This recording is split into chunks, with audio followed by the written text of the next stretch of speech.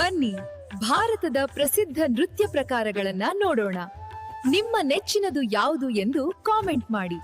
ಭರತನಾಟ್ಯಂ ತಮಿಳುನಾಡಿನ ಒಂದು ಪ್ರಾಚೀನ ಭಾರತೀಯ ಶಾಸ್ತ್ರೀಯ ನೃತ್ಯ ಪ್ರಕಾರ. ಒಡಿಸ್ಸಿ ಒಡಿಶಾದ ದೇವಾಲಯಗಳಲ್ಲಿ ಹುಟ್ಟಿಕೊಂಡ ಪ್ರಾಚೀನ ನೃತ್ಯ ಪ್ರಕಾರಗಳಲ್ಲಿ ಒಂದಾಗಿದೆ. ಉತ್ತರ ಪ್ರದೇಶದ ಕಥಕ್ ಇದು ವೇಗದ ಪಾದಗಳ ಚಲನೆ ಮತ್ತು ಗ್ರೇಸ್ಫುಲ್ ಸ್ಪಿನ್ಸ್ ಮೂಲಕ ಕಥೆ ಹೇಳುವ ನೃತ್ಯವಾಗಿದೆ. ಮಣಿಪುರದ ಮಣಿಪುರಿ ನೃತ್ಯವು ಸೌಮ್ಯ, ಆಧ್ಯಾತ್ಮಿಕ ಮತ್ತು ರಾಧಾ ಮತ್ತು ಕೃಷ್ಣರ ಪ್ರೀತಿಯಿಂದ ಪ್ರೇರಿತವಾಗಿದೆ. ಕೇರಳದ ಕಥಕ್ಕಳಿ ಚಲನೆಯಲ್ಲಿರುವ ಒಂದು ರಂಗಭೂಮಿ.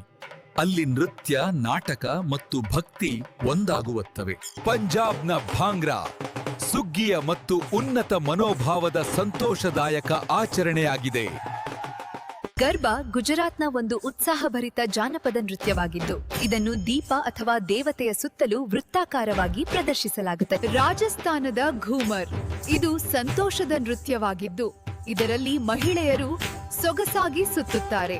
ಮಹಾರಾಷ್ಟ್ರದ ಲಾವಣಿ ನೃತ್ಯವು ಉತ್ಸಾಹಭರಿತ, ಶಕ್ತಿಶಾಲಿ ಮತ್ತು ಲಯಬದ್ಧ ಹಾಗೂ ಮನಮೋಹಕ ಅಭಿವ್ಯಕ್ತಿಗಳಿಂದ ಕೂಡಿದೆ. ಮುಂದಿನ ಭಾಗಗಳಲ್ಲಿ ನಾವು ಇನ್ನಷ್ಟು ನೃತ್ಯ ಪ್ರಕಾರಗಳನ್ನ ನೋಡೋಣ. ಧನ್ಯವಾದಗಳು.